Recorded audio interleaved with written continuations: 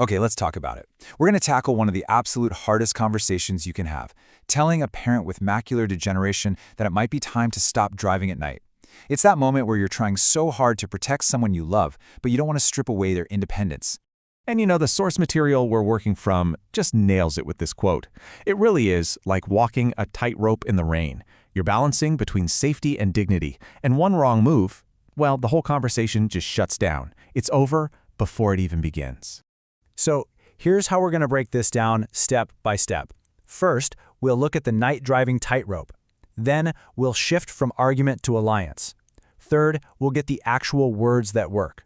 Fourth, we'll cover the 30-day safety trial. And finally, we'll build your own 15-minute action plan.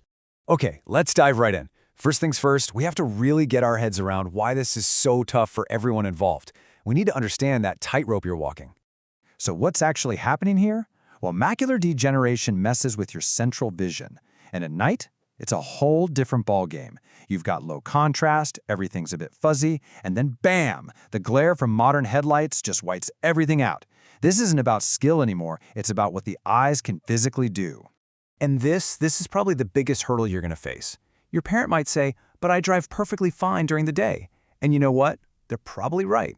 But understanding that daytime ability has nothing to do with nighttime risk, that's the key to having a conversation that actually goes somewhere. Now for what I think is the most important part of this whole thing. It's the critical shift you have to make in your own head before you ever open your mouth. This sentence right here, this is your mantra. Read it, memorize it. You are not trying to win. You're not there to prove a point. You are there to build a team, to collaborate on a solution. It's a partnership, not a prosecution. So your goal isn't to take away the keys. No, it's bigger than that. You're trying to build a new, safer mobility system together. That means framing this as a specific nighttime risk, not a huge loss of identity. It means having a few short, calm chats instead of one big, dramatic showdown. And it means you walk in with solutions already in your back pocket. Okay, let's get into the nitty-gritty, the toolkit. The actual words and phrases you can use that will open the door to a real conversation instead of having it slammed in your face.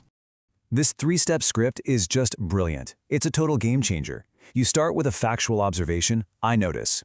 Then you share your feeling, not an accusation, I worry. And you end by stating your true intention, I care. See how that works? It's not aggressive, it's loving, and it makes it so much harder for defenses to go up. And look at this. The difference is night and day, right? You're done driving at night is an ultimatum. It's a fight waiting to happen. But could we try a 30-day pause? That's an invitation. It's a question. It's collaborative. It changes the entire tone of the conversation. Now, maybe you're thinking, is it really time for this talk? Well, here's a quick checklist to help you out. Has there been a close call recently? Are they complaining about glare more and more? Have you seen little dings or scratches on the car? Or are they just kind of avoiding going out at night but won't say why? And the guidance here is super clear. If you answered yes to 2 or more of those questions, it's time. It's time to plan for that first, small, calm conversation. Please, don't wait for something worse to happen. Okay, so you've decided it's time to talk. What's the actual plan? Let's get into this idea of a 30-day safety trial. This is how you make it a practical, real-world solution. The magic word here is temporary. A 30-day pause doesn't sound like a life sentence. It doesn't feel like this huge permanent loss. It feels like an experiment, something you're trying out together. This makes it so much easier for them to agree to, and it immediately gets the risk off the road. Now this is the step almost everyone forgets, and it's maybe the most important one. You cannot take something away without adding something else first. Before you even mention pausing the driving, you need to have this plan ready, a list of options. It shows you're not trying to trap them at home, you're trying to protect their freedom and their social life. Let's look at how this played out for one family.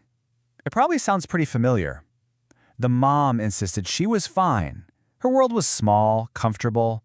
I only drive 3 miles to choir, she'd say. But then, you know how it goes. Life happens. A little rain, headlights get blurry, and she clipped a curb. No big accident, thank goodness. But it was that quiet, terrifying moment alone in the car, where you realize things are different now. That near miss, it changed everything. And here's the beautiful part. There was no big fight. They didn't storm in and demand the keys. They just made a small, wise plan.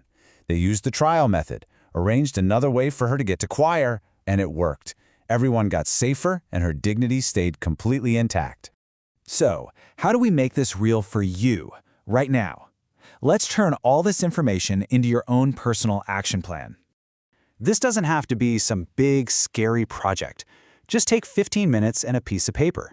Jot down your specific, gentle observations. Define what the 30-day trial will look like. List at least 3 ride alternatives. And, this is key, set a specific date to review how it's going. This turns all that anxiety into a simple, clear plan. And your first move, your homework, it is so small you can do it right after this. Don't make a big, dramatic phone call. Just send one simple, respectful text. Something just like this that opens the door gently.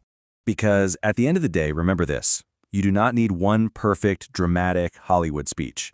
You just need a calm, repeatable structure that puts partnership first. It's about rebuilding their independence on safer terms. So my question to you is, what's that one small, calm step you can take this week?